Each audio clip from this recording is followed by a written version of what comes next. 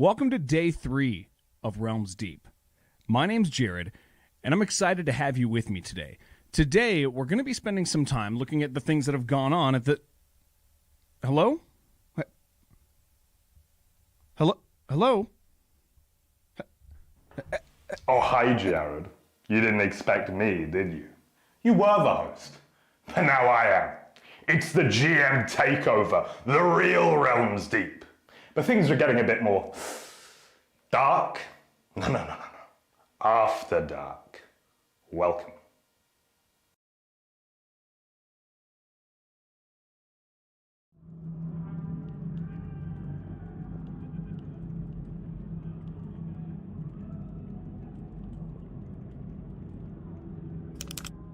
Three Realms, we've got big ideas. We're going to be a big company. We're going to make lots of money. Boomer shooters? Yeah, sure, we make those. You know what else we make? RTS. Remember the 90s? I do. Tempest Rising. Good game? Yes. Money. Lots of it. And to talk to you about one of 3D Realms' most ambitious projects, here is Brandon Castile, the lead designer, with Helping Hands. Battle command uplink initializing. Please stand by. Hey everybody, I'm Helping Hands, a content creator, loves covering strategy games. I'm here joined with Wayward Strategist, and I'm going to ask him a couple of questions today on Tempest Rising. So here's the question number one. The game is heavily inspired by Command & Conquer. How are you going to stand out and not be seen by some who would say it's a clone? So that's a great question. When I first was brought into the project, Fred, the game director and CEO of 3D Realms, he and I bonded over a mutual appreciation for Command & Conquer, but I've never wanted to create a game that is just an exact derivative of something that already exists. You'll notice, obviously, from the footage that we've already shown, that we kind of wear our inspirations on our sleeves a lot. And we did target the original reveal to kind of lean into our inspirations and our roots in classic real-time strategy games like Command & Conquer, Warcraft, and StarCraft. Over the next couple of months, I'm really excited to be able to show off some of the unique things that we're doing with our factions. One thing that we haven't had a chance to show off yet is each faction has a unique resource system that's unique to itself that we're using to help differentiate them from each other. So for instance, the GDF have a resource called Intel that they collect through combat and they spend on unit abilities and units. Now, of course, this is all subject to change. We're still in the middle of all this. But we think that that's going to give the GDF a pretty unique character, that they're going to have to go out there and combat their enemy to be able to generate intel to be able to use to do many of the things they're going to want to do. Additionally, our Dynasty faction, they're very power focused. They're very focused on different uses for their power that they generate from the power plants. One of the coolest things I think that the Dynasty can do is they can actually turn off a power plant, converting it from what we call production mode to distribution mode. And in distribution mode, the power plant will actually speed up the production and combat capabilities of nearby structures. And that lets the Dynasty, have kind of an oh crap button if they're attacked, or they can kind of go into hyper production mode, but they have to be able to afford the power hit to be able to do that. We've got some additional power-related systems that will build on that later on, but we have these kind of layered-on systems that we think make our game pretty unique, and we're really I'm really excited to be able to show those off as they're kind of more ready for prime time over the next couple months. What's your maybe favorite mechanic or mechanics that are in Tempest Rising? We hinted at one of them at Gamescom with our Riot Medic. We have a system in both single player and multiplayer called Specialists. In single player, Specialists are individual named characters that you perform missions for and you gain access to.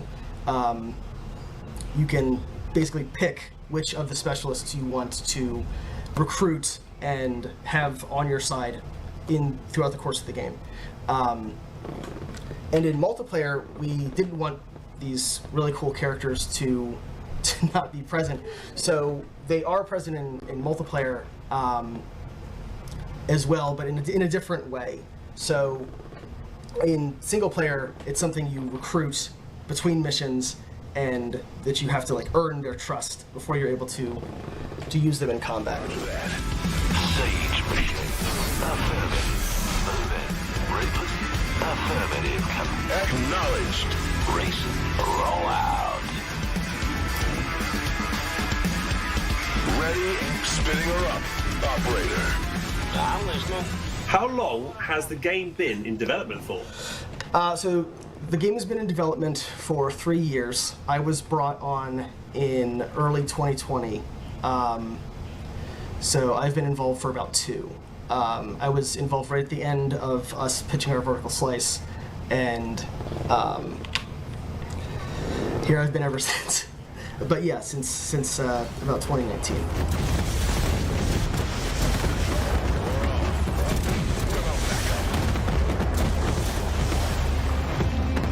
Unit ready. No problem. Got it. Surveying. Spinning her up. No problem. Are there any unique units that will blow players away? If we're thinking about Command and Conquer, I always remember maybe the Tester Troopers from Red Alert 2, which I thought were really cool. Or like the Yuri unit, which could brainwash units, things like that. So they always stand out to me as like really cool and impressive units. What does Tempest Rising have on offer? The GDF have a unit called the Scrambler. It's a late tier harassment unit. It's tier 3. It's you get it pretty late on in the game, but it has the ability to become invisible when it's not attacking. And it fires very long-range missiles at air and ground targets. So it's this phenomenal ambush. It's fast, it's long-ranged, and it can become invisible. They're very, very annoying to deal with. Our playtesters love messing with people with the Scrambler. It's made of glass, it's made of paper, but it's very annoying to deal with. Receiving. On your command. Unit ready. Artillery standing by. Unit ready. Unit ready. Training. Acknowledged, command. In terms of like the effort going in towards the campaign and the multiplayer, is it evenly distributed amongst the dev team, or is it you guys are like, okay, we want to really push out the campaign, make sure that's polished and done, or you also have a dedicated side that's like, yo, we want to have a really good multiplayer and have it competitive so that we can, build off of that. What's the kind of feeling in the for that? That's a good question. I think at this point, just because it's a lot more effort intensive, it's a lot more manpower intensive, we're putting a big focus on the quality of the single player campaign. We've got cutscenes before and after each mission. We've got the command compound where you're talking to characters face to face. That's a lot of dev effort. A lot of work from a lot of people goes into making that look and work the way that it does. But multiplayer absolutely is very important to us as well. Just at this phase right now, a lot of our effort is focused specifically on polish and quality for single player.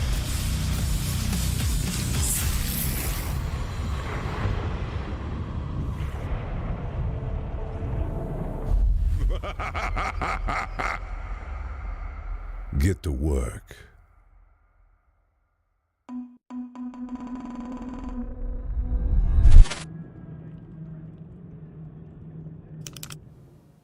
This guy's Henrik. He's lovely. You know who else is lovely? Frederick Strom, and he's made Combustion. You remember the PS1? Well, you should, and this is better. It looks better, but it's got that feel. You play a cat, there's fires, you're a police officer? More like a police officer. Here's Frederick Strom. Hello everyone, I'm Fredrik Ström, creative director on the game Combustion. Combustion is a third-person action RPG with mild immersive sim qualities, depending on how much do you like the term immersive sim. Taking place in 1997 in the fictional city of Norun, a city composed entirely of oil rigs. In this city, you play as police officer Calico, who's tasked with maintaining order in a chaotic and tense situation. It's your job as a policeman to stop the criminal elements from doing their nefarious deeds and restore order to the situation. It's a grim and dark diesel punk setting where oil is key.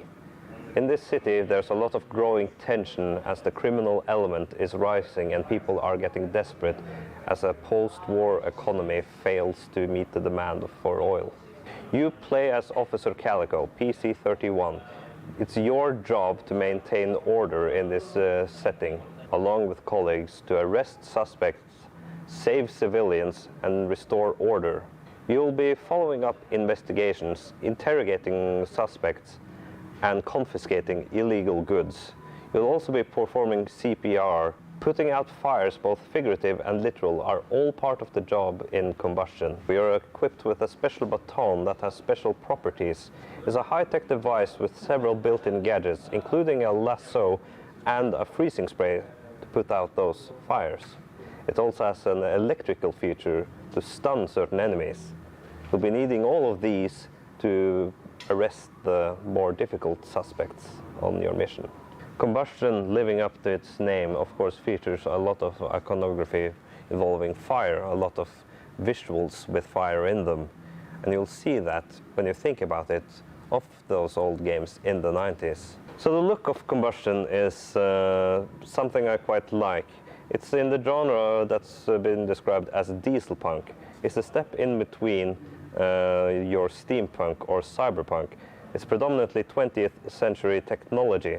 It's heavy diesel engines and CRT monitors, and you'll see that reflected in the game and the technology you see. The lighting is something that's very important to me in the game. You'll see a lot of rim lighting, colored shadows. Combustion is a love letter to the console games of the mid to late 90s, the era where suddenly 3D gaming became possible in the home. The game very much takes inspiration from the games you saw in the mid to late 90s, but it's also in the way you remember them. It uses new technology to get that old feel. So the models are on point with everything you could see on those consoles, but you see a lot more impressive lighting effects that wouldn't be possible if it wasn't pre-rendered at the time. I'm inspired deeply by the games that I played of the era, and you probably know the ones I'm talking about.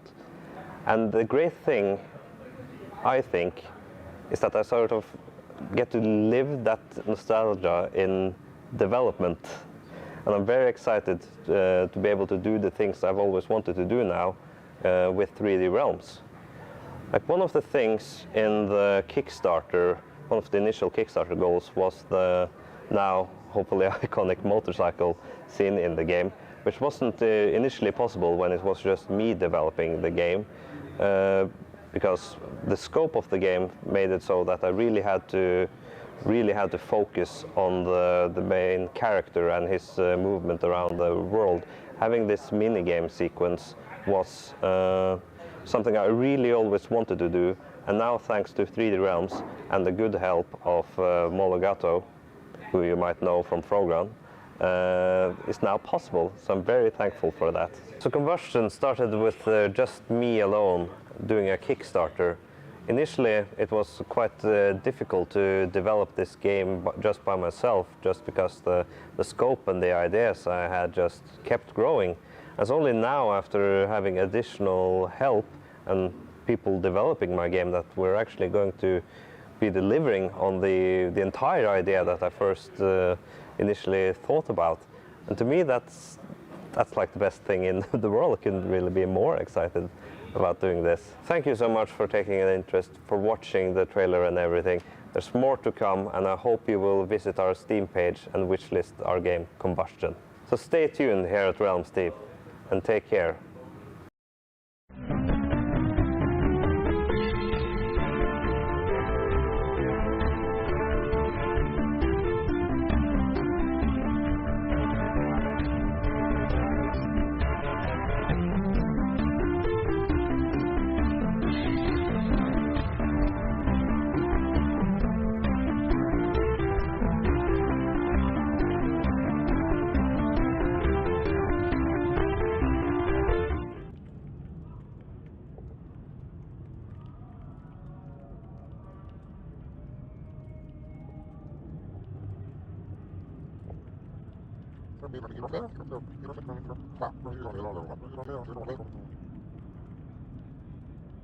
Hello and welcome to a very exciting little show we've got for you here on day 3 of Realms Deep. We're going to be looking at one of the most exciting projects coming out of the company. It's Ripout, and joining me today is Goran. Hello, my friend. Hello. How are you? Oh, good. Third day, still rocking. I feel the same way. Let's talk Ripout then. What is your role on the project currently? Officially, I'm the project director. The creative director. Creative director. Big yeah. title. Big title. Big title. Not that big of a company, but a big title. Come on. And first of all, I just want to get your feeling, not so much on what Ripout is, but why Ripout is. So, in your own words, why are you excited to be on this project? I love body horror. So 80s, The Thing, The Fly, all that Cronenberg and John Carpenter stuff, mixed with old school sci-fi. Gotcha. So all those things, and definitely I'm a big fan of Biomax. So as much as possible, everything in this game is like what the team wanted to do for a long time, and put all that nice gory sci-fi stuff in, and adding some flair of our own. And it's always so nice to talk to someone who is so passionate about it, so excited to be on the project. And one of the great things is we're about to watch 12 minutes of Ripout. Yep. Little bits of highlight, and we're going to talk about the game. One of the great things, I mean, you're talking a lot there about visual influences. You get to see it. This game looks fantastic. Thank you. We have the footage of that because as a movie man myself, there is a very good lesson, and that is very simply show, don't tell. So, should we do some showing? Oh yeah. Let's go. So here we are in Ripout, and one of the first things I want to touch on in this game that is very unique, the procedural generation. Yep. Talk to me as a designer, first of all. What challenges does that bring, and what do you think it really enables you to do? Well, I'll start with enabling because that's where we started. Like, it's more fun. We wanted players to go into the unknown every time. So that was the big challenge to make it different. Every time you go into a ship, you never know what to expect. This is something we love about sci-fi horror, like going down dark corridors, going into the unknown. So in co-op games, you get to learn maps by heart too often. So we wanted to go the opposite route, just do everything different every time you go in, where the monsters are spawning, the layout of the ships, the layout of the loot, and configuration of the monsters as well. So obviously what the difficulties were, when you don't know how it's going to play out, you have to do a lot of balancing. You have to make up a lot of rules along the way that'll ensure that it's always exciting and it brings that tense atmosphere, even though it's randomly generated. Gotcha. So from the technical standpoint, again, using Unreal Engine, we have to do all the lighting real time. Everything is the nav mesh procedural generation also is real time. So there was a lot of technical aspects to doing it as well. So we are finally nearing the completion of all the features now. We are polishing up the game, and hope you'll see the results very soon. And I think some of the results, well, a lot of them are already here. And so a lot of people are going to be looking at this. They're going to be looking at the pet. They're going to be looking at the ability, the blink ability. They're going to be looking at. One thing I really want to talk about is this focus on not large rooms of monsters and choosing which monster to shoot, but where to shoot. Yeah, exactly. But procedural generation. First, I just want to stick on this 1 second. What is the extent of the procedural generation? How random is random? Okay. Yeah.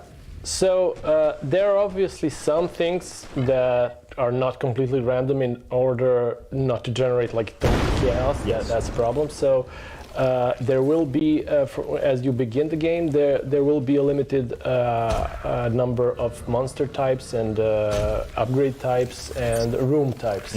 But as you go along, that number increases and the variety and like the combinations increase.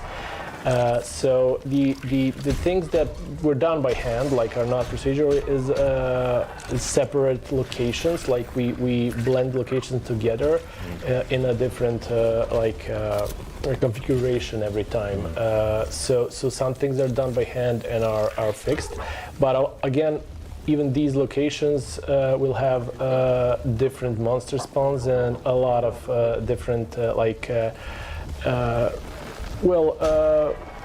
like loots and obviously some walls and some traps that are also different every time. So even those things have a random element to it, as well as getting some upgrade stations and resurrection stations along the way. So they all move around all the time. And the monster combinations, like the monsters are combining with the smaller critters, and they get these new abilities along the way. So that's also random. What sorts of monsters and little critters are going to spawn in the room, and what combination you're going to get. So we even in the studio don't know what happens in each room. So that's quite random. So I think a lot of scope there, and one of the things you're going to hit is this is a big game in a lot of ways, right? So you're expecting people to play a lot of it. Yeah. I hope so. No, I'm sure you will. And let's really knuckle down and look at what's in front of us here. The first feature that comes to mind, when I first played the game, the most unique thing, the most memorable thing, is the exact name, pet gun.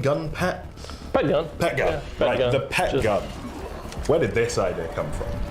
Well, it was like from biomex, biotechnology, like mixing these organics and metal. Like we like that, and then we said, okay, a lot of games before used to do that. Like you had a lot of great examples in Half-Life and Prey, the old Prey.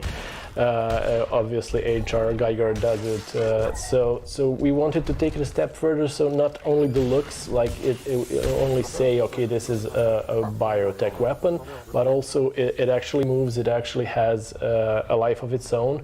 And from that idea we kind of, okay, how can this affect gameplay? If it's a gun and it's alive, what should it do? So then came the actual feature that it jumps off, and we expanded upon that because it is a world that is populated by these monsters that also are a creation of mutating like computers that this let's say a virus, but it's a cell, we call it the cell, finds around and combines flesh and anything that is living with anything it finds in the environment. So that kind of like caught on with the idea of the pet.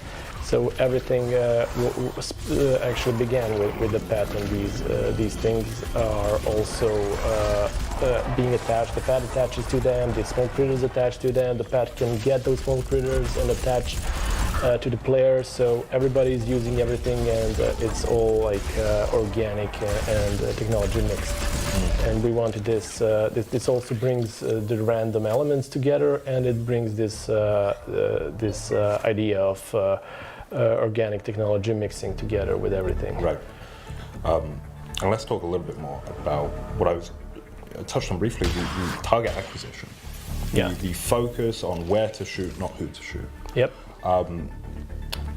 First of all, let's just talk about the scope of that. How beatable would these enemies be if you didn't at all consider or concentrate on where to shoot?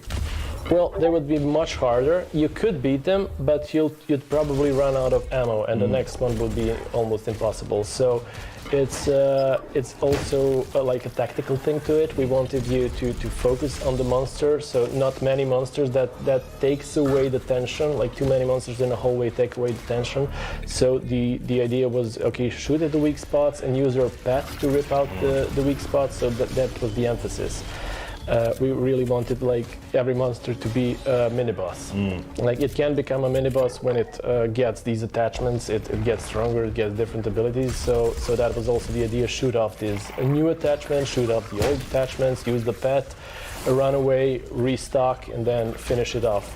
So every encounter has some kind of a new approach to it. Like we wanted every monster to be beat in a different way, and how the players approach it. So not just a mindless stroll through the ship with shooting a lot, but really focusing and learning about the monster and the little abilities that he gets.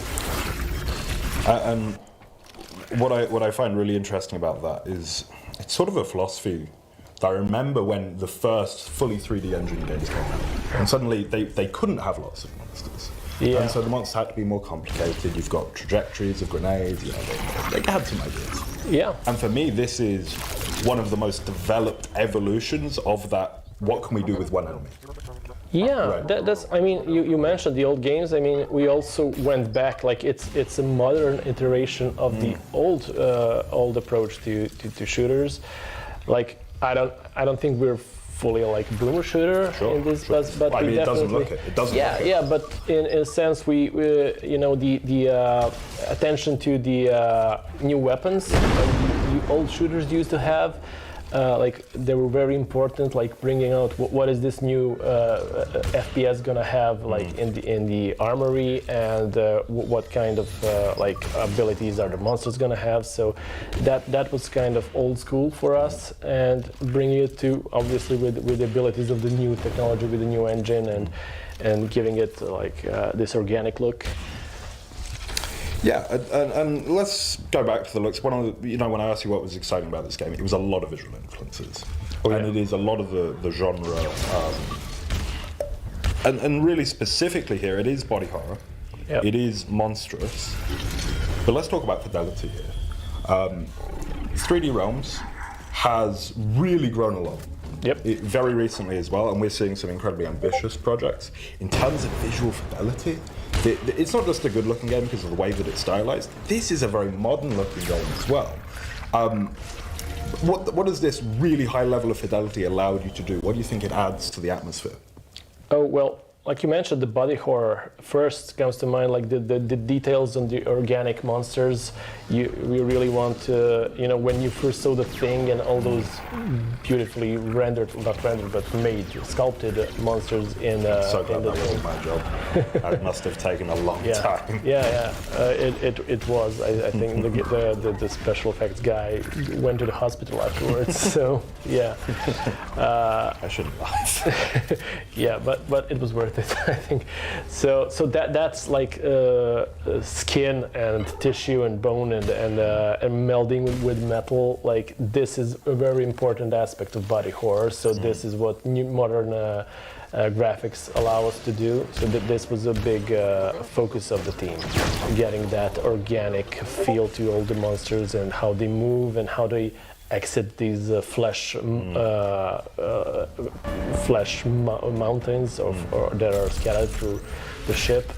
That was first. Like the monsters are, we were very careful not to have too many monsters, so we can focus on the design and the animations of each monster. So that was very important. Not this game won't feature many types, but it will feature many combinations of these things, and it was very important for us since, like I mentioned, we're not a big team, but we really didn't want to like sacrifice quality for it, but rather like we don't want too much quantity. The quantity comes from randomness, and the quality is from like there are a lot of time spent on each enemy, on each gun and each critter.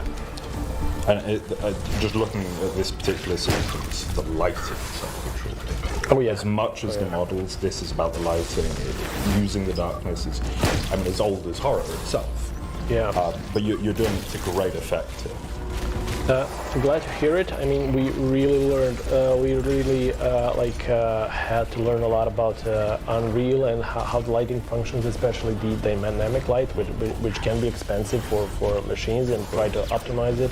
And so we had a lot of playing around with lighting, and we got really satisfactory effects, like lights flicker and switch off, and you can switch them off and on in each level.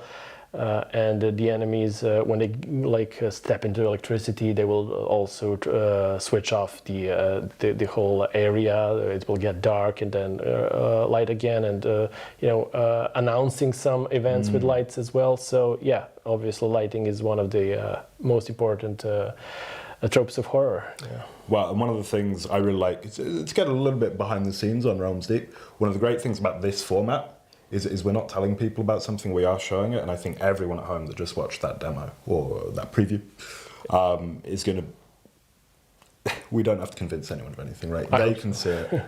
Hope so. We're looking forward to it. We're fixing everything. Like we had a demo on Steam Fest in early summer. We got tons of great feedback, and like we spent the last few months just doing this feedback, going through everything, and hoping that everybody who played the demo, when they come back, they'll see that it has been upgraded in every way.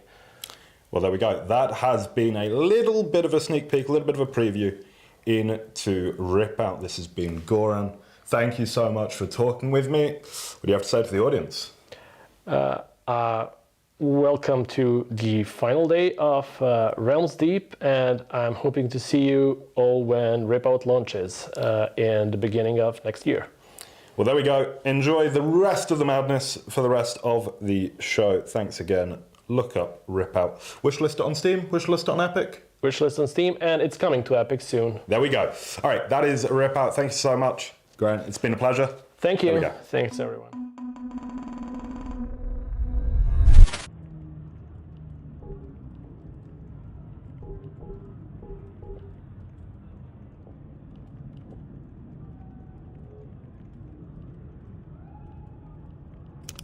"3D Realms didn't make this game, but a guy that works here did.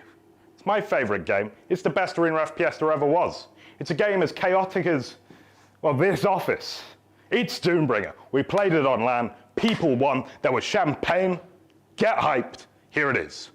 Hello and welcome to Realms Deep 2022, here with the beginning of the multiplayer showcase. We're about to play, I'm going to be honest with you, the best game here, the best game in the world, the arena FPS, unlike all others. And I'm here. Look at this guy. Christian Kjell. Christus to his friends. Yes. Creator, director, visionary, dreamweaver, the man that made Doombringer, along with some help.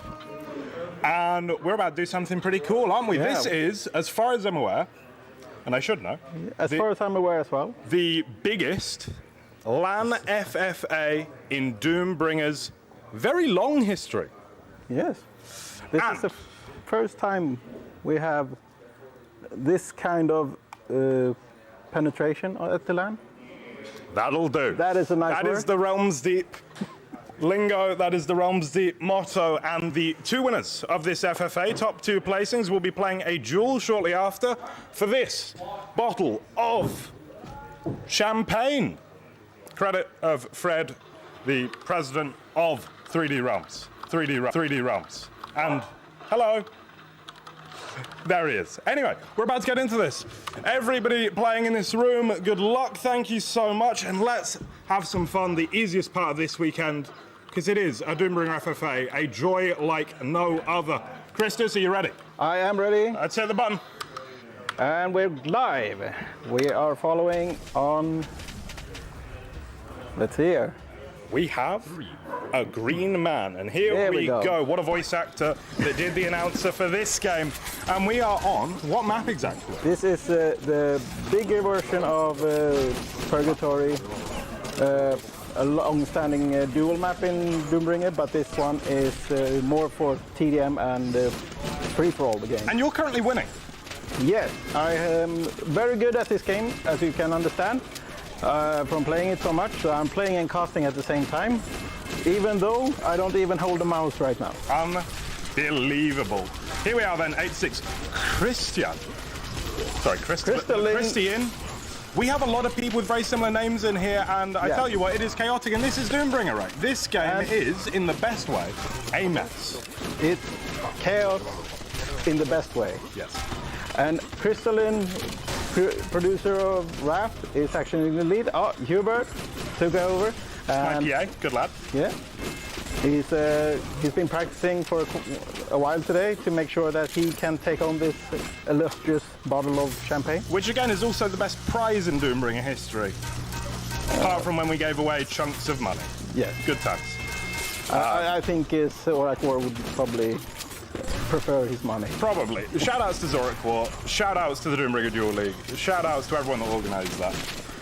But yeah, here today, the fun thing here, and this is a great thing about Doombringer, This game is incredibly high skill cap. Obviously, it's an arena FPS game in the best way, but it is also all of these players. It's accessible. They're new and they're fine. This is the first time they're playing this game today. Yeah.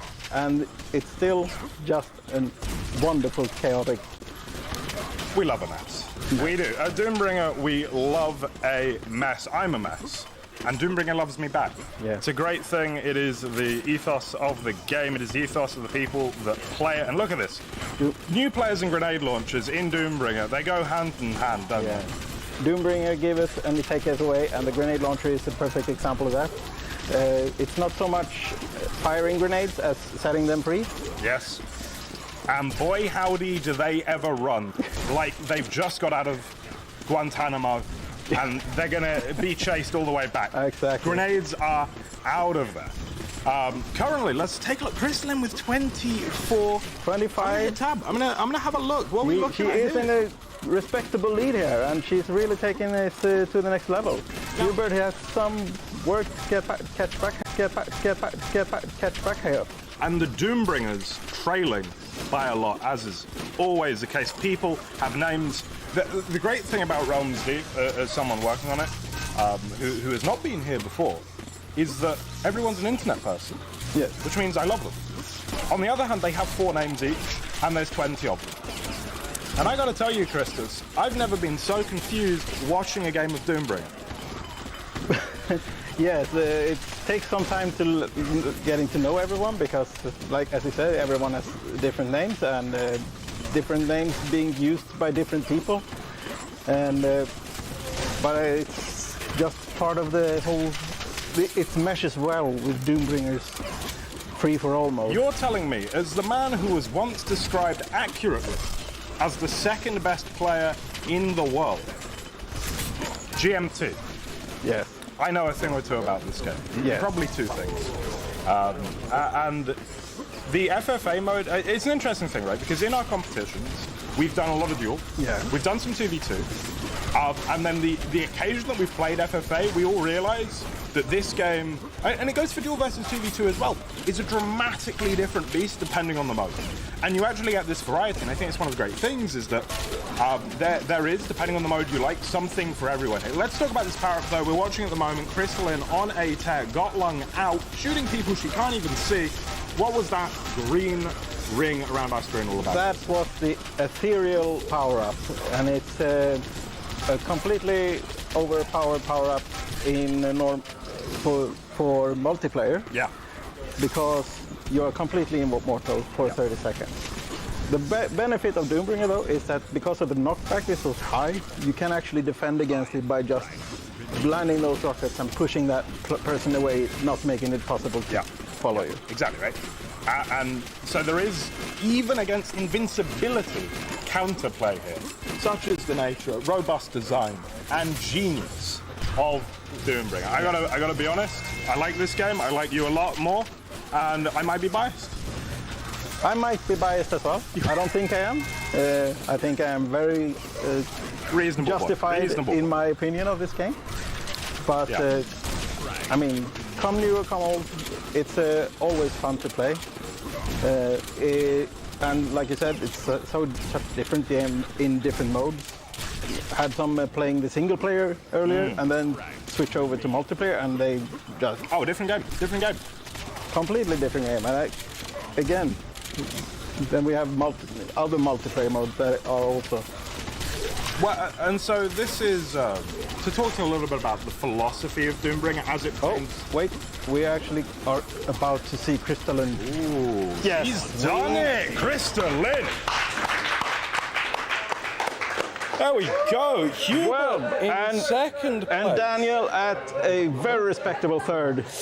Commiserations to Daniel. Congratulations to Hubert and Crystalline, who will now have the chance to duke it out. Mono E mono 1v1, and it is going to be a duel on. What map do you want? What maps do they know? Yeah, that's a good question actually. We're gonna play on. Duel 1 because they just played it. Because they just played this map, they probably should just do that, yes. All right, so give us a second. We're going to get right into that game. He's going to press some buttons. I'm going to tell you all about Doombringer and what this game is all about and what the weapon balance does to this game as it pertains to the different modes. This computer has a problem, sorry. In 2v2, in FFA, the strength of the weapons, the fact that everyone dies in 1 or 2 shots, means that there is chaos. It means that items are less important. It means that gunplay is super important. However, you turn that around in duel, and suddenly all of this knockback in the game, all of this ability to kill people, actually turns it into... It's a very diverse experience, but it gives you this ability to play cagey. You can play defensively in Doombringer, because if someone comes around a corner unexpectedly, not only are you going to kill them first, they're going to be 3 miles over that way before they even know what's happened. And so you've got a game that in the single player, the weapon strength is high, but it's relative to the enemies. In FFA, leads to a lot of one-shot kills, a lot of chaos. And then you've got, on the other hand, 2v2, a little bit less, but duel especially. You've got the caginess, you've got the defensive play that you may know and love from other arena FPS games, but you can do anything. If you're good enough, you can play this game like a speed demon. If you're good enough, you can play this game like a very, very defensive person. That's the thing. Player expression was maybe not champion here in Doombringer. I think the game is very much Chris's vision, and what that means is it's what he likes. But the way that it's manifested is an ability to play however you want. We're going to be right back in just a second with that duel. Yeah. So Hubert, what's going on? I'm about to get my ass handed by the apparently Queen of Quake of this company. So yeah, 1v1, because I was second on free-for-all. And yeah, that's basically what's happening. No, nice. Right, Crystal, what's going on? I'm getting ready to play the duel match for Doombringer in the finale. So, pretty excited. Yeah? How do you feel about your chances? I mean, I think it's going to be a pretty fair match. I'm excited to fight him. Good luck. Thank you. And here we are then, we're about to get into this. It is Hubert playing under the names Hugo, very confusingly, up against the winner of that FFA. It is Crystalline, the Director of Wrath. Yes, and this is going to be an exciting match. Hubert and Crystalline both played this game the first time today. We were on a similar map, the dual version of the previous map, just to make things easier for them, so they don't have to learn where everything is. Well, again, here we go. Here we go. It's Crystalline versus Hugo, and basically the same. Crystalline should be the big favorite here, already in engagement. Grenades! Rockets, sorry, not quite enough. 10 seconds in, running away. Yeah, Is Crystalline going to escape? So far, so good. So the rocket launcher or the ammo the ammo in the game, you don't get a lot of ammo from the weapons, meaning she was running out of ammo there, and Hubert lived to fight another day. Whose idea was that? That was yours. There we go. Really, Doombringer is a massive ego trip for the both of us. I like taking credit for what I did, and I tell you to take credit for what you did, and it's a great time for everyone. Crystalline pushes in, and that was clinical. Yeah, I mean, it's obvious that Crystalline has a lot of experience playing arena FPS games. Yes. Now, Hubert used to go as Quake 3 Arena on League of Legends. Yeah. So he probably has some experience with this as well, but Crystalline definitely showing how she has either more talent or more experience. Yeah, she has this under control. That is. It's looking like Zorak War versus Cygnus all over again. And so if you're watching this and you're really wondering about Doombringer, first of all, I'm going to tell you to go to Steam, search Doombringer. Single player is how much? Right now it's 10 euros because of the Realms Deep sale, but normally it's 15 euros. There we go. And the multiplayer is free completely. You download the demo and you can join all of your favorites as they just brutally destroy you in duel, but you'll have a great time in the other modes. Yes, definitely. And and we're currently working on episode 2 of the single player. Let's talk episode 2. A lot of new monsters being made, a lot of new maps. Basically blocked out the entire episode and working on making sure that it's as playable as possible before we go in and do the nitty-gritty quality of life things like light, textures, etc. Really excited about some of the monsters coming in, and it's gonna be a lot of fun seeing people play the new maps, which are taking it that much further than the previous episode. Right, and actually we were talking this morning about dynamic difficulty. Yes. Doombringer episode 1 is a difficult game. Episode 2, it could be more difficult. It's certainly more complicated. Oh, it's definitely more difficult. For sure. And one of the things is, in episode 1, the difficulty mode changes the number of monsters and the placement of items, right? Yes. In episode 2, talk to me about the dynamic geometry that you're using. Yeah, so the geometry in episode 2 is more complicated to navigate than episode 1, and to alleviate it for... Oh, nice! But to alleviate this for players who don't want a massive challenge, we are making sure that the game... Oh, nice! Come back. Oh, with the super shotgun as well. Hubert, he's got too many names. He is trailing by 10, Christus. Do you believe? I believe. He believes. There's plenty of time for Hubert to make this back. He just gotta make sure to control those items that Crystalline has been controlling for the start of the match. Oh, but there comes the Gotland gun and saws Hubert in half. There it is. It's a brutal game. Crystalline, I feel like, is a couple of nails away from this coffin being well and truly unbreakable. So, in the meanwhile, Hugo with the rocket. Good damage. Good damage. Definitely good damage. Crystalline is in a tough situation here. Oh, yeah, blunder. That'll happen. That will happen. That's how they get you. They being you, mainly. There was a desperation move on Crystalline's part. She probably didn't notice how little health she was still carrying around. Hubert finding that armor, but yeah, he's leaving that mega. And Crystalline is already on it there. Big mistake by Hubert. That was his Scotland not doing damage. That was his fight to win, and now he's in a real toilet of a situation. Christus, a strange man. He said that Hugo/Hubert is in a toilet of a situation. And I agree. So episode 2. Yes. After this fight, are we going to get it? Hugo pushing in. Crystalline on the run, doing a good job of keeping the distance here. Now turning around up the stairs she goes. And Hugo can't do a thing. 81 health, 4 rockets, no other weapons. He would be hard-pressed to do much from here. He's going to try anyway. I'm wrong. To Hubert's credit, he has been making that gap, taking that gap back, but Crystalline fights like the devil to keep him away. And this is the thing. He's catching. But can you tell me what that number, not quite at the bottom of the screen, sort of center bottom of the screen says? 6 minutes played. Yeah. We are playing a 10-minute duel. Yes. He's got to make up 9 frags very quickly here. Yes, and he has made up 4 frags. In what, 4 minutes? In 3 minutes.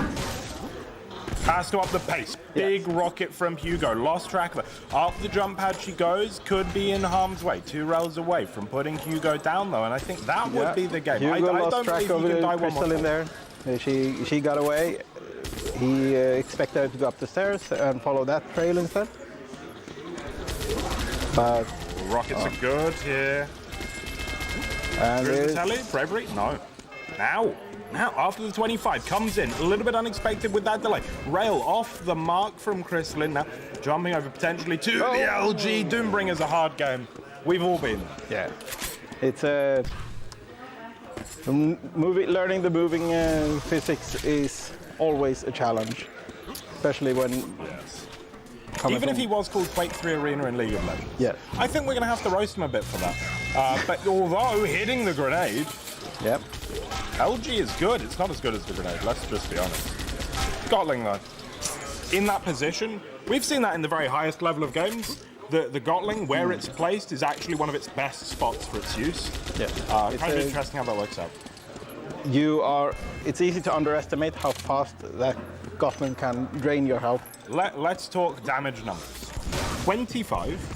25 for the Gotland per bullet hit. And that 4 bullets and you kill a fresh spawn. And you know what happens if you have a quad damage in FFA? Makes you 4 times the more damage. That's called like 10 rockets every 2 seconds. Yes. Good stuff. What a game this is. But the lighting gun is probably my favorite, except for the shotgun, super shotgun. 144 big ones from the SSG. Yeah. It will wreck your day before you even have time to blink. And your night. It'll wreck your night. I've had some of my nights wrecked by the SSG. But it's so much fun when you're the one when it's fun. When you're the one that hits that shotgun. Yeah. When you're the one getting hit by it. Yeah. That's Doombringer. It's not as fun, but it's still fun. You're kind of happy for the person that hit it. Questionable zoom from Hugo there. Is he going to get the spread? Do you believe? I don't know. He is really chasing Crystalline, and she is playing very defensively really now. And I'm ready to call it. I'm ready to call it, Christus. Tell me not to. We are 1 minute away from calling time here. I mean, Hugo has broken the flow of frags that Crystalline was taking at the beginning, but he has not been able to make up those frags. I'm going to ask you perhaps a question we need to edit out. We'll see. Are we about to give a bottle of champagne to someone that barely drinks? Oh, she doesn't drink at all. Are we about to give a... It's a good prize. Yeah. I'll borrow it. Here we are then, 30 seconds to go. It is all but over. Now, I don't think... What? That was a good shot. That was like a crowning moment of this match. That'll do. Yeah. That'll do. 15 seconds to go then until we have our Realms Deep 2022 Doombringer champion. There's no other Grand Doombringer. No. Well, sure, the Doombringer. The Doombringer. 3, 2, 1.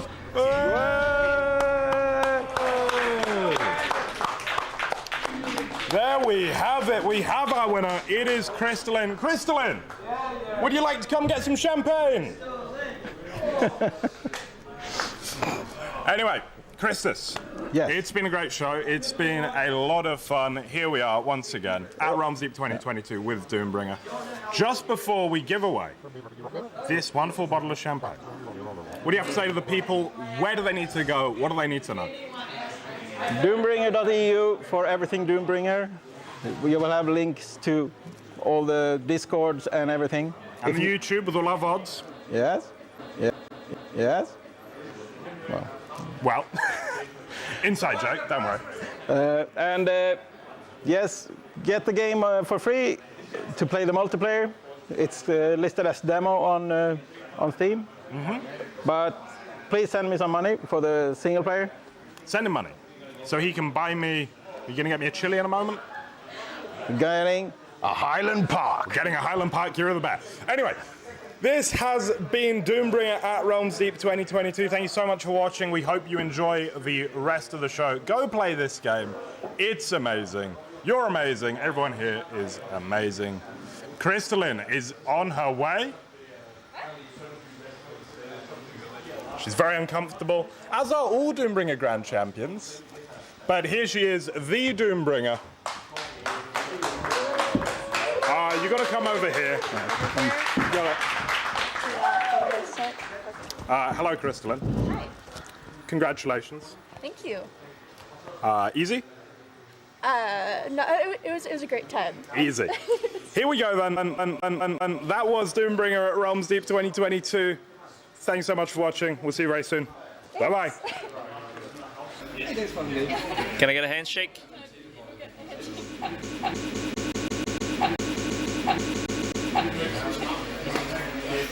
Now what's the price for second place?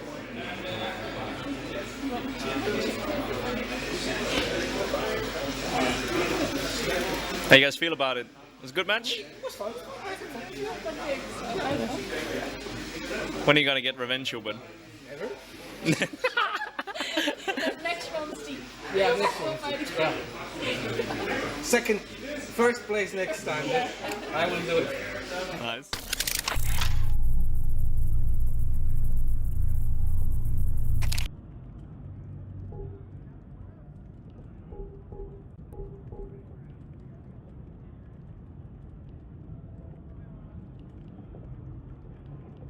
There it was, Realms Deep 2022.